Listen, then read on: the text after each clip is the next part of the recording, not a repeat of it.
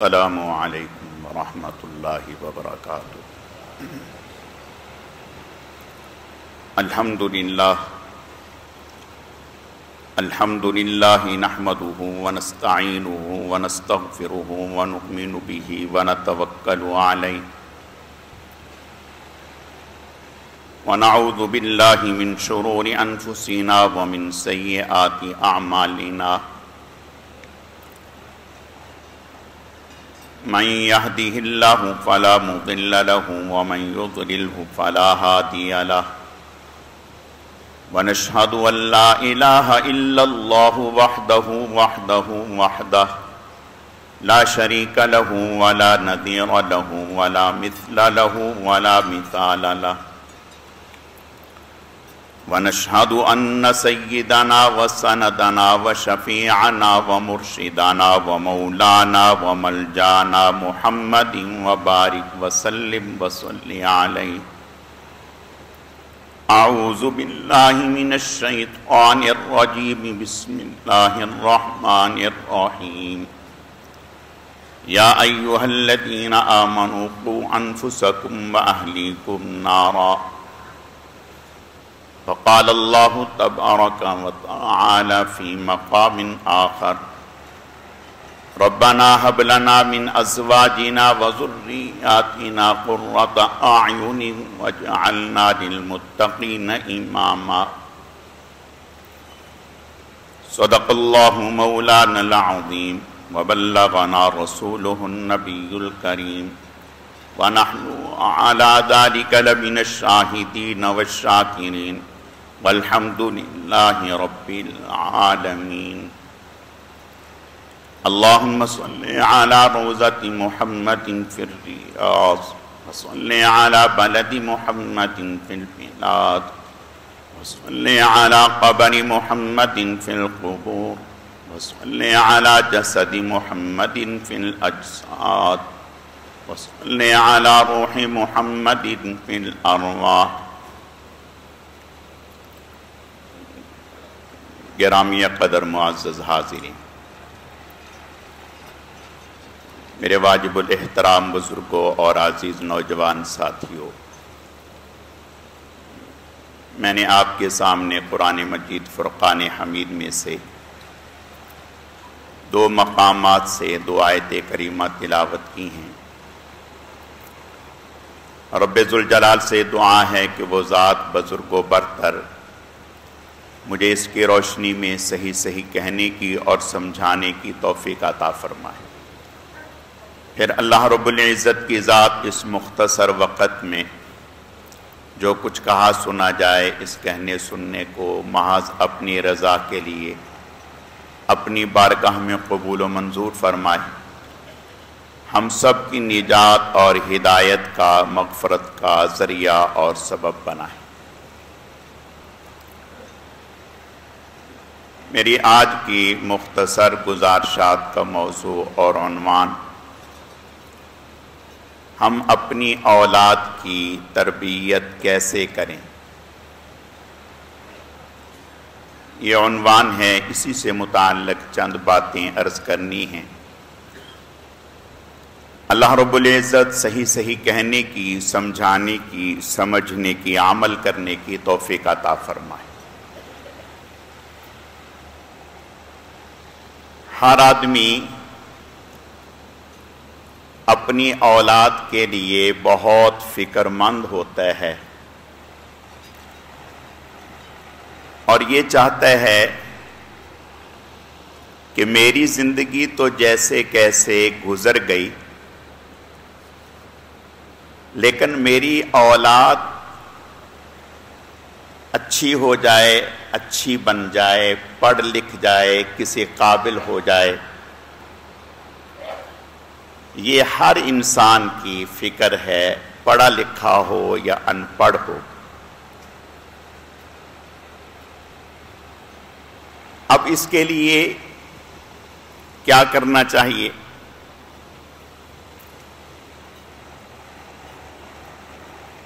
والدین بعض دفعہ شکوہ کرتے ہیں کہ ہم اپنے بچوں سے کہتے ہیں بچیوں سے کہتے ہیں وہ سنتے نہیں، وہ ہماری بات مانتے نہیں۔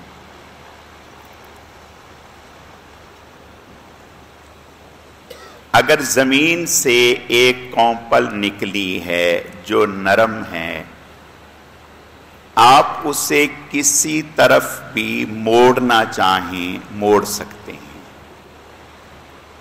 آرام سے آسانی سے وہ ادھر ادھر مڑ جائے گی۔ اگر وہ تنا بن جائے، درخت بن جائے،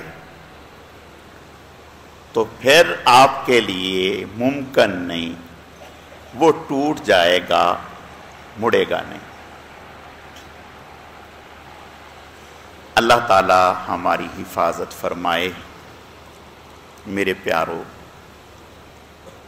ہم اپنے اولاد کے ساتھ بعض دفعہ نادانی میں ان کی محبت میں آ کر از خود زیادتی کر لیتے ہیں۔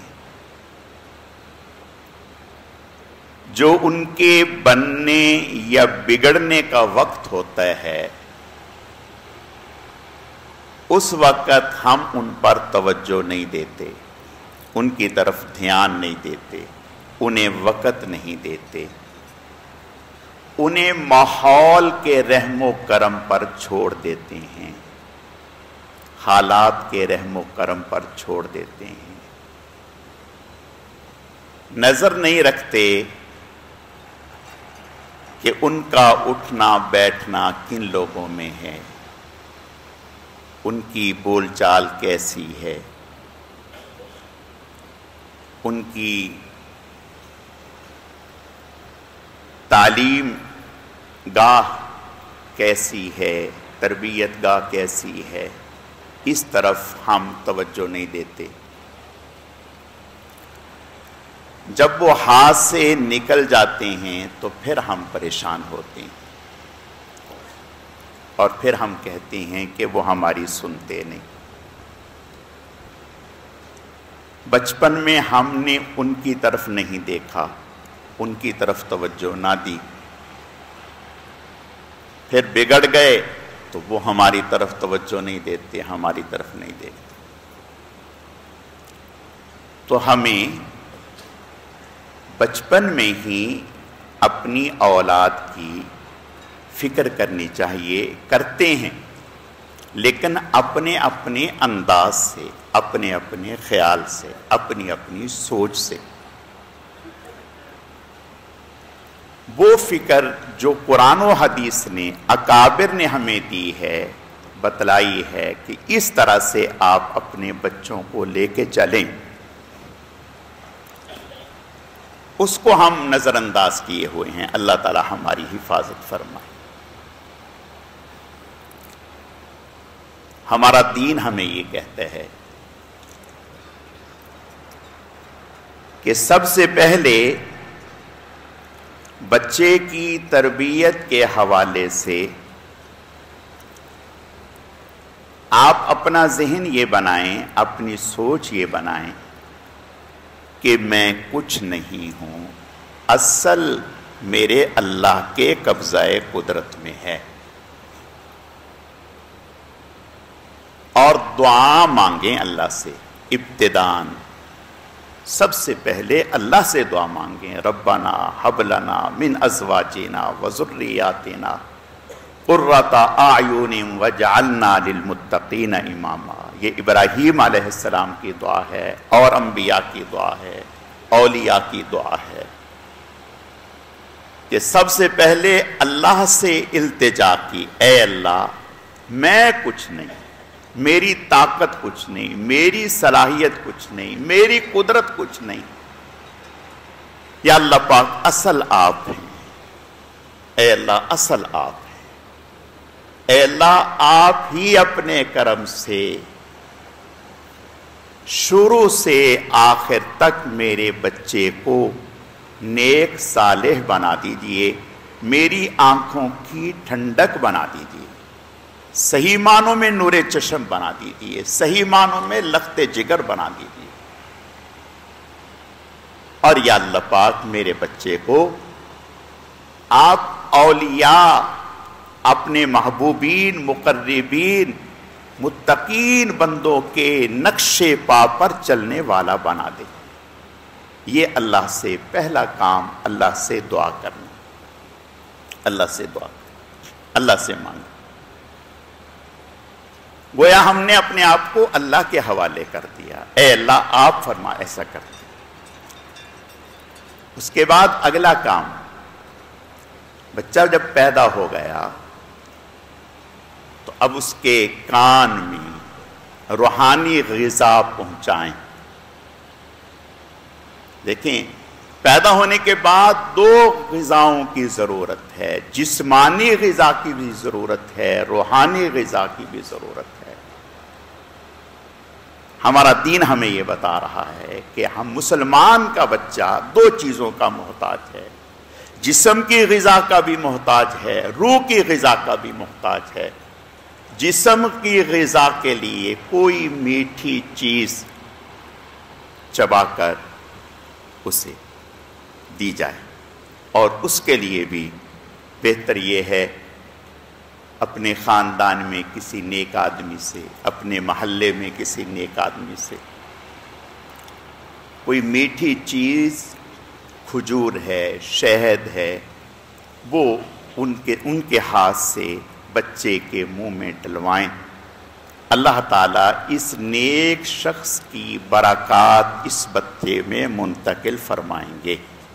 صحابہ کرام رضوان اللہ علیہم اجمعین جب بچہ پیدا ہوتا حضور کے پاس تشریف لاتے اور حضور سے فرماتے، یا رسول اللہ آپ دست مبارک سے اسے پہلی غذا آپ اپنے دست مبارک سے دیں۔ تو آپ صلی اللہ علیہ وسلم اپنا لعاب دہن لگا کر اس بچے کو کوئی میٹھی چیز چٹاتے، کھلاتے، اور دوسری چیز اس کے کان میں آذان، تکبیر یہ کہی جاتی، اللہ کی وحدانیت کا بیج اس کے سینے میں ڈال دیا جاتا۔ اب اگلا کام یہ ہے کہ اس بچے کے لیے آپ اس بچے کے سامنے کوئی ایسا کام نہ کریں جو نامناسب ہو، اس لیے کہ اس کے پاس اخذ کرنے کے آلات ہیں، یہ محفوظ کر رہا ہے۔ جب وقت آئے گا جو کچھ اس نے محفوظ کیا ہوگا وہ ظاہر کرے گا۔ اگر ایسی بات نہ ہوتی تو شریعت مطہرہ کان میں اذان کہنے کا حکم نہ دیتی، اور بچے کو غذا باوضو ہو کر کے دی جائے، غذا باوضو ہو کر کے دی جائے، پاک حلال طیب غذا دی جائے۔ یہ شروع کے کام ہیں۔ پھر بچے کے لیے اچھی تعلیم گاہ کا انتظام کیا جائے جہاں بچے کی اصلاح ہو، اور کبھی کبھی اپنے بچے کو اپنے بڑے اکابر بزرگان دین کے پاس لے کے جائیں، ان کے سامنے بٹھائیں اور ان سے کہیں کہ آپ ہمارے بچے کے لیے دعا بھی کریں، اسے نصیحت بھی فرمائیں۔ اگرچہ یہ بچہ ہے لیکن اس کے باوجود آپ صلی اللہ علیہ وسلم نے حضرت عبداللہ ابن عباس رضی اللہ تعالیٰ جو بچے تھے، نابالغ تھے، انہیں بیعت فرما لیا، انہیں بیعت فرمایا برکت کے لیے۔ تو یہ اکابر کی نگاہ جب پڑتی ہے، صحبت حاصل ہوتی ہے، تو اس سے بہت کچھ ملتے ہیں، بہت کچھ ملتے ہیں۔ آپ صلی اللہ علیہ وسلم غزوہ حنین سے تشریف لا رہے تھے۔ غزوہ حنین سے راستے میں ایک جگہ پڑاؤ ڈالا،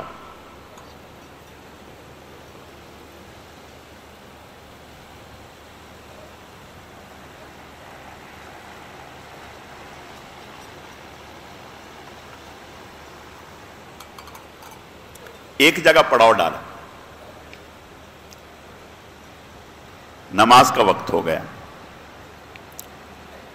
آپ نے صحابی سے فرمایا اذان دو بھئی، نماز پڑھیں۔ انہوں نے اذان دی۔ اب قرب و جوار کے چھوٹے چھوٹے بچے، ان کے لیے ایک نئی بات تھی، پہلے انہوں نے یہ اذان نہیں سنی، ایک نیا عمل ہے۔ بچے کھڑے ہو گئے، دیکھنے لگے، اور نقل کے طور پر، یعنی نقل اتارنے کے لیے بچوں نے کانوں میں انگلیاں لی اور اذان دینی شروع کر دی۔ جب اس صحابی نے اذان مکمل کی تو آپ نے صحابہ اکرام سے فرمایا ان کو پکڑ کے لاؤ، یہ جو بچے ہیں جو نقل اتار رہے تھے ان کو پکڑ کے لاؤ۔ جب آپ نے پکڑنے کا حکم دیا تو بھاگ گئے، جتنے چھوٹے بچے تھے بھاگ گئے، وہ کہاں ہاتھ آنے والے۔ ایک بچہ نسبتاً ان میں بڑا تھا، وہ نہیں بھاگا، وہ کھڑا رہا۔ بھی ہم نے کون سا کوئی جرم کیے ہے، کوئی غلط کام کیے ہے، یہ شرم کے مارے نہیں بھاگا، کھڑا رہا۔ یہ صحابی گئے، اسے پکڑا، حضور کے پاس لائے، آپ نے پاس بٹھایا، یہاں بٹھا کے فرمایا اچھا بھائی، جو کلمات آپ وہاں کہہ رہے تھے وہ کہو۔ پہلے تو یہ شرمایا، آپ نے فرمایا نہیں کہو، شاباش۔ پیار سے سر پہ ہاتھ پھیرا، سر پہ ہاتھ پھیرا، فرمایا شاباش، کہو کہو کہ۔ اب اس نے کہا اللہ اکبر اللہ اکبر اللہ اکبر اللہ، یہ تو کہہ لیا۔ جب کہا اشہد ان لا الہ کی باری آئی تو چونکہ تھوڑا سمجھدار تھا تو چپ ہو گیا۔ آپ نے فرمایا یعنی اشہد ان لا الہ الا اللہ کا معنی یہ ہے میں گواہی دیتا ہوں اللہ کے علاوہ کوئی معبود نہیں۔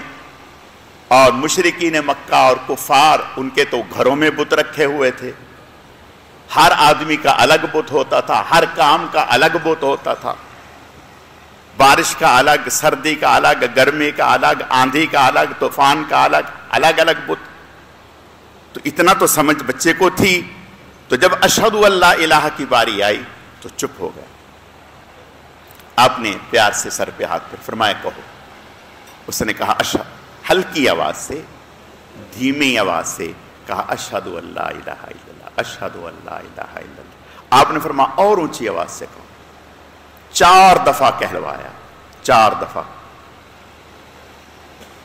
پھر کہا، آپ نے فرمایا اب اگلا جملہ تھا اشہد ان محمد رسول اللہ، میں گواہی دیتا ہوں کہ بے شک محمد صلی اللہ علیہ وسلم اللہ کے رسول ہیں۔ اب وہ تو اس بات کو نہیں مانتے تھے، یہاں کے پھر خاموش۔ آپ نے پھر فرمایا کہو کہو شاباش۔ اس نے 1 دفعہ کہا، 2 دفعہ کہا، آپ نے فرمایا 2 دفعہ اور کہو۔ 4 دفعہ کہلوایا، 4 دفعہ کہلوایا۔ پھر فرمایا آگے کہو۔ پھر اس نے کہا حی علی الصلاۃ، حی علی الصلاۃ، حی علی۔ جب پوری اذان دے دی آپ نے فرمایا اب جاؤ، اب جاؤ۔ اب بچے کا کلمہ سنیں، کہا کہاں جاؤں اب تو آپ کا ہو گیا، کہاں جاؤں اب تو آپ کا غلام ہو گیا۔ یہ حضور کی صحبت کا اثر تھا،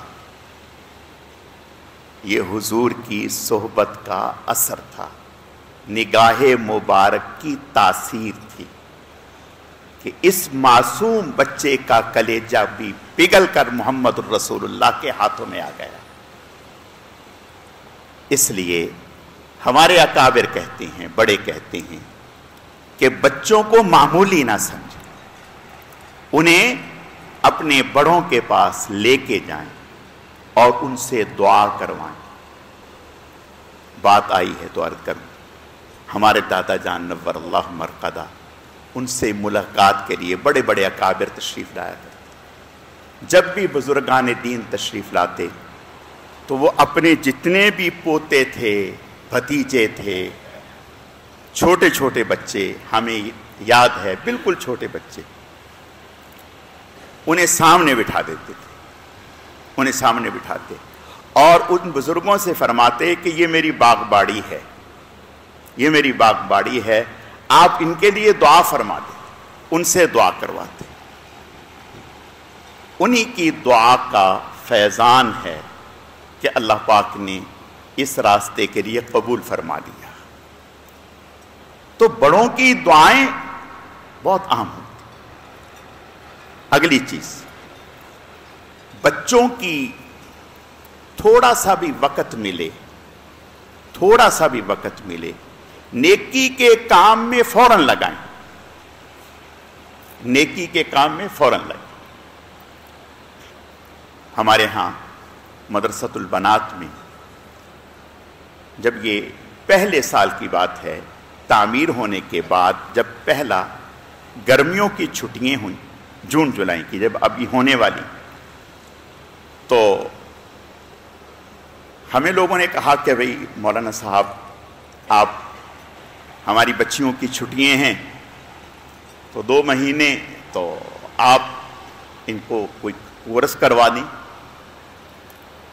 تو ہم نے پہلا کورس رکھا، سمر کیمپ کے نام سے پہلا کورس، 40 بچی ہیں اس پہلے کورس میں، 40 بچی ہیں۔ یہ پہلا کورس جو کروایا تو اس میں معلمات بھی پڑھاتی تھی، میں بھی پڑھاتا تھا۔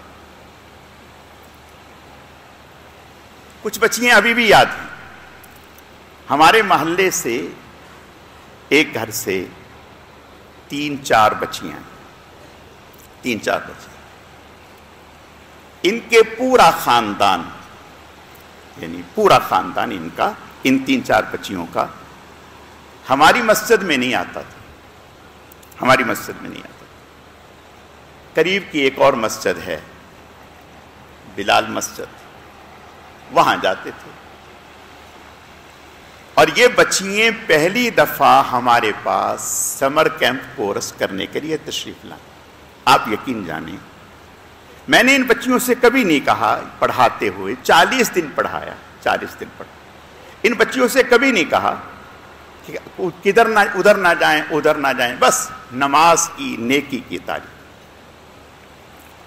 اس 40 دن کے سمر کیمپ کا اثر یہ ہوا، ان بچیوں کے والد، بھائی، چچا، تایا، ماموں، پورے خاندان، بھانجے، بھتیجے، سب اس مسجد سے جڑ گئے۔ جڑے نہیں، ایسے جڑے کہ ہمارے سفر حضر کے ساتھی بن گئے، کئی عمریں ساتھ ہوئے، کئی عمریں ساتھ ہوئے، داڑھیاں رکھ لیں، اعتکاف کے ساتھی بن گئے، مسجد کے پکے خدام بن گئے۔ اس بچی کے والد نے، اللہ تعالیٰ ان کو بہت جزائے خیر عطا فرمائے، مدرسے کی اوپر کی منزل کی تعمیر ہونی تھی، ضرورت پڑی، تو یہ بچی جن کے والد نہیں آتے تھے یہاں، میرے پاس آئے اور کہنے لگے یہ پے آرڈر ہے۔ میں نے کہا کس چیز کا؟ حالانکہ میں نے ان سے نہ ذکر کیا، نہ ان سے کہا، نہ انہیں بتایا، کچھ بھی نہیں۔ کہنے لگے کہ وہ میرا مکان ہے، اس میں فلاں کمپنی اپنا پول لگا رہی ہے، ٹاور لگا رہی ہے، انہوں نے مجھے سال کا کرایہ ایڈوانس دیے ہے، تو میں نے کہا اس سے زیادہ کوئی موزوں جگہ نہیں ہے جہاں لگایا جائے۔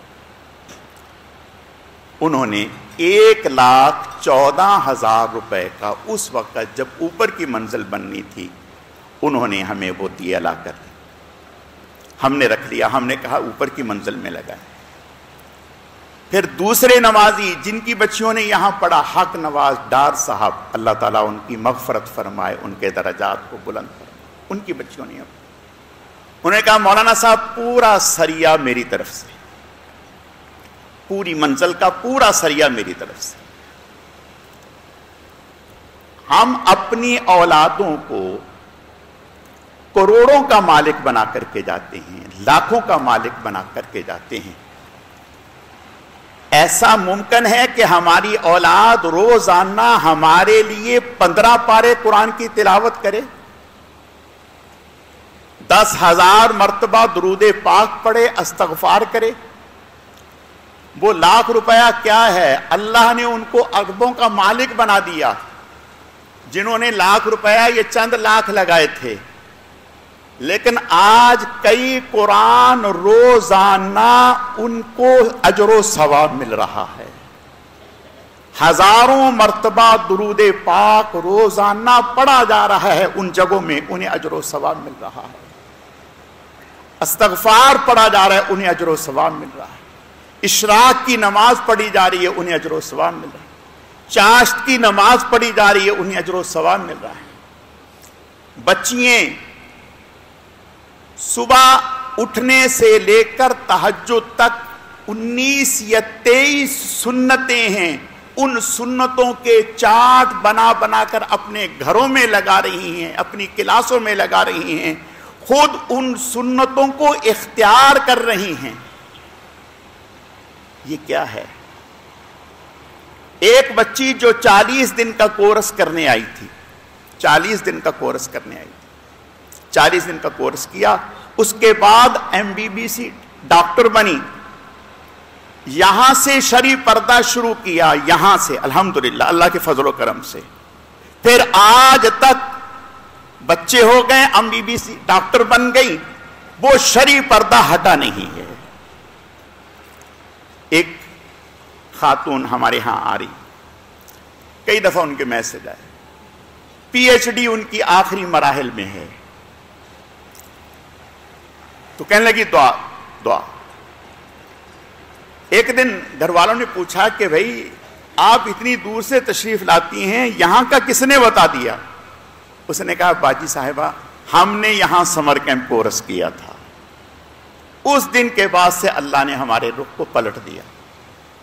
मेरे अर्ज करने का मकसद सिर्फ इतना है कि थोड़ा सा वक्त भी मिले हम अपने बच्चे को जाया ना होने दें, उसका पहले से हमें प्रोग्राम मालूम हो कि इस तरह का जो इतना वक्त है वो कहां किस नेक काम में हमने लगाना है। इंशाअल्लाह अल्लाह के फजल व करम से फिर आप देखें उसके क्या समरात मिलते हैं। और बच्चियों की तरबियत इस एतबार से कि वो बच्ची ही थी, वो खातून ही थी जिसकी दुआओं से इमाम बुखारी की निगाह लौट आई, वो खातून ही थी जिसने शेख अब्दुल कादर जिलानी रहमतुल्लाह अलैह की ऐसी तरबियत की कि शेख अब्दुल कादर जिलानी की तरबियत की बरकत से, तरबियत क्या की कि बेटा झूठ नहीं बोलना, 40 दिनार दिए, रास्ते में सफर में जा रहे हो काम आएंगे, डाकू आ गए, लूटना शुरू कर दिया। एक डाकू इनके पास आया, आकर के कहा कि आपके पास कुछ है? इसने कहा 40 दिनार हैं। उसने समझा कि बच्चा है, ऐसे ही मजाक कर रहा है। दूसरा आया, उसने कहा आपके पास है? कहा 40 दिनार हैं। उसने इन्हें पकड़ा और पकड़ के बड़े डाकू के पास ले गए, कहा कि आपके पास कुछ है? कहा हाँ 40 दिनार हैं। कहा कहां हैं? कहा फलां कपड़े में तह में सिलाई किए हुए हैं मेरी वालिदा ने। कहा कि आप सच क्यों बोल रहे हैं? कहा मैंने, मेरी अम्मी ने मुझसे अहद लिया था कि आप झूठ नहीं बोलेंगे। बस ये बात कही, डाकू के ऊपर जो डाकुओं का सरदार था ऐसा असर हुआ, ज़ारों कतार रोने लगा, कहने लगा कि एक बच्चे को मां की अहद का इतना ख्याल है, मुझे अपने अल्लाह के अहद का ख्याल ना हो। रोया और डाकुओं से कहा कि अपने बाकी साथियों से सबका लूटा हुआ माल वापस कर दो, और कहा कि आज के बाद मैं तौबा करता हूं। बाकी डाकुओं ने कहा आप हमारे सरदार थे, इस लाइन में भी जब आपने तौबा कर ली तो हमने भी तौबा कर ली, सबका लूटा हुआ माल वापस कर लिया, अल्लाह ने सच्ची जिंदगी नसीब कर दी। एक औरत की तरबियत का असर है। फरीदुद्दीन गंज शकर रहमतुल्लाह अलैह फरमाने लगे वालदा से कि अम्मी जान, लाखों लोगों को अल्लाह ने मुझे मेरे जरिए से हिदायत दे दी। फरमाया बेटा तुम्हारा कमाल नहीं। तो कहा फिर किसका? कहा तुम्हारी मां ने कभी बगैर वजू के तुम्हें दूध नहीं पिलाया। मेरे भाइयों, मैं अर्ज ये करना चाहता हूं, अल्हम्दुलिल्लाह अपने मदरसातुल बनात में, ये मेरा नहीं, एक बात अच्छे से याद रखो, मैं यहीं से लेता हूं, यहीं पर लगाता हूं, यहीं से लेता हूं, यहीं पर लगाता हूं, पीछे कुछ नहीं बनाया। जब जाऊंगा तो कफन के साथ या 4 कपड़ों के साथ जाऊंगा और कुछ नहीं। ऐसा नहीं है कि मैं آپ سے لے کر کے پیچھے لگا رہا ہوں اور پیچھے بنا رہا ہوں، یہ بنا دیا وہ بنا دیا، تمہیں پتہ ہے کہ جامعہ بنا نہیں بنا، مدرسہ بنا ہے یا نہیں بنا، جو آج تک آپ سے لیا یہیں لگایا، مسجد میں لیا تو مسجد کے لیے لگایا۔ جب یہاں آئے تھے آج سے 36 سال پہلے 87 میں جب یہاں آئے تھے، اس وقت کس حال میں تھی، اس کے بعد آج کن مراحل میں ہیں، اور اللہ کے فضل و کرم سے میں بتا سکتا ہوں کہ اس مسجد میں پہلا قالین ڈالنے والا شخص کون تھا اور اس کے ساتھ معاونت کرنے والے کون تھے، مسجد کے جتنے بڑے بڑے کام ہوئے اس کے لیے کن کن لوگوں نے کتنا کتنا پیسہ دیا، اللہ کے فضل و کرم سے میں بتا سکتا ہوں۔ یہی دوسری منزل جب بن رہی تھی، اللہ تعالیٰ مغفرت فرمائے، کرن موٹر والے شاکر بھائی میرے پاس ایک بڑی رقم لے کے آئے اور آ کر کے کہا کہ یہ، میں نے کہا شاکر بھائی، کہنے لگے جی امام صاحب، میں نے کہا بتاؤ پرچی کس نام سے بتانی ہے، رونے لگ گئے، کہنے لگے اوپر اللہ نیچے آپ ہیں امام صاحب، بس آپ کے علاوہ اور کچھ نہیں ہے۔ ایسے لوگوں کے یہ جملے کہے ہوئے بھول جائیں گے ہم؟ نہیں، ایسی باتیں جو زبان سے نکلی ہوتی ہیں دل پہ نقش کر جاتی ہیں۔ میرے میں عرض کرنے کا مقصد یہ ہے، جو کچھ بھی بنایا یہ بنا رہا ہوں، یہی ہے یہی رہے گا، اور آپ ہی کی اولاد کے لیے ہے، آپ ہی کی تربیت کے لیے ہے۔ ہم اپنے گھر کچھ نہیں لے کے جا رہے، اپنے گھر جائیں گے تو کفن کے کپڑے لے کر کے جائیں گے اور کچھ نہیں، یہی لگا رہے ہیں۔ اب کئی سال سے کلاس میں 30 بچیاں ہیں، 25 بچیاں ہیں، بیٹھنے کی جگہ نہیں ہے۔ آپ یقین جانیں لوگ منتیں کرتے ہیں کہ مولانا صاحب بڑی مستورات کے لیے، تعلیم بالغان کے لیے چھٹیاں آ رہی ہیں، ہماری بچیوں کے لیے کوئی کورس رکھیں۔ کہاں رکھیں؟ بیٹھنے کی جگہ نہیں ہے، پریشان۔ احباب کے اصرار پر سامنے تعمیر کا کام شروع کر رہے ہیں انشاءاللہ۔ میری آپ سے درخواست ہے، ہم نے اپنے اسباب پر نظر نہیں رکھی، اپنے اللہ پر نظر رکھی ہے۔ کبھی بھی کوئی کام اسباب پر نظر رکھ کے نہیں کیا، اللہ پر نظر رکھ کے کیا ہے۔ جب قدم اٹھاتے ہیں تو اللہ مدد فرما دیتے ہیں، اس کام کو پورا کروا دیتے ہیں۔ مینار شروع کیا تھا، ہمارا ٹارگٹ تھا 70 لاکھ روپے کا، اور جب مکمل ہوا 1,45,00,000 روپے لگا۔ اور بیسیوں کام ہیں، یہ اے سی کا کام ہے، جنریٹر کا کام ہے، یہ اللہ نے کروائے ہیں اپنی رحمت سے۔ دعائیں آپ لوگوں کی ہیں، دعائیں آپ لوگوں کی ہے، محبت آپ لوگوں کی ہے۔ میری درخواست ہے، یہ مدرسہ ہے، ہم سب کا ہے، ہم سب کی بیٹیاں یہاں پڑھتی ہیں، یہاں تعمیر کا کام شروع ہونا ہے۔ اب آپ کہیں گے مولانا صاحب ہم کیا کریں؟ میں ایک بات عرض کرتا ہوں، 2 کام کریں، ایک تو دعا کریں اور دوسرا کام یہ کریں۔ ہمارے ایک دوست تھے، ان کے پاس ایک بزرگ آئے، کہا کہ حضرت کچھ تعاون کر دیجیے۔ وہ گھر گئے تو 10,000 روپے اٹھا کر کے ان کو لا کے دینے لگے۔ بیوی نے پوچھا، پکڑا ہاتھ سے، کہا کون آئے ہیں؟ کہا فلاں شیخ آئے۔ کہا تو کیسے آئے؟ فلاں دینی کام ہو رہا ہے اس کے لیے آئے۔ تو کتنے کا تقاضا ہے؟ کہا اتنے لاکھ روپے کا۔ تو آپ کیا دے رہے ہیں؟ کہا میں 10,000 دے رہا ہوں۔ تو بیوی نے کہا بس 10,000؟ تو کہا کہ اور کہاں سے دوں؟ یہ جن صاحب کا واقعہ ہے، یہ خیبر پختونخوا کے ہیں، ہمارے ساتھ کئی دفعہ عمرے کے سفر پہ بھی ساتھ رہے۔ تو کہا اور کیا کروں؟ میرے پاس اتنا ہی ہے۔ اس نے کہا نہیں تیرے پاس تو زیادہ ہے۔ اس نے کہا زیادہ ہے؟ آپ کہاں ہے زیادہ؟ اس نے کہا اچھا موبائل نکال۔ بیوی نے کہا موبائل نکال۔ اس نے موبائل نکالا۔ بیوی نے کہا آپ کا فلاں دوست فلاں دوست فلاں دوست فلاں دوست، 10 نام گنوائے، ان کو فون کر کے کہ بتا ان سے کہ یہ ہمارے بزرگ آئے ہیں، ہمارے شیخ آئے ہیں، ان کا یہ تقاضا ہے، میں ان کو جانتا ہوں، میں آپ سے درخواست کرتا ہوں ان کے ساتھ تعاون کریں۔ بیوی نے کھڑے 10 فون کروائے، کئی لاکھ روپیہ چند منٹ میں ہو گیا۔ یہ آپ کریں، اپنے دوست احباب سے ذکر کریں، ان سے بتائیں یہ کام، دیکھو کام ہو جائے گا، کام نہیں رکے گا، اللہ کرائیں گے اپنی رحمت سے۔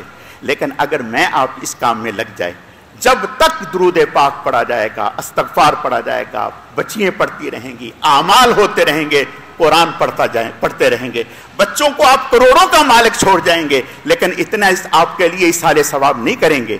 یہاں روزانہ کی بنیاد پر بے پناہ ایصال ثواب ہوتا رہے گا۔ اس کے لیے بھرپور دعاؤں کی بھی ضرورت ہے، تعاون کی بھی ضرورت ہے۔ اللہ آپ کے مال جان میں، رزق میں برکتیں عطا فرمائے۔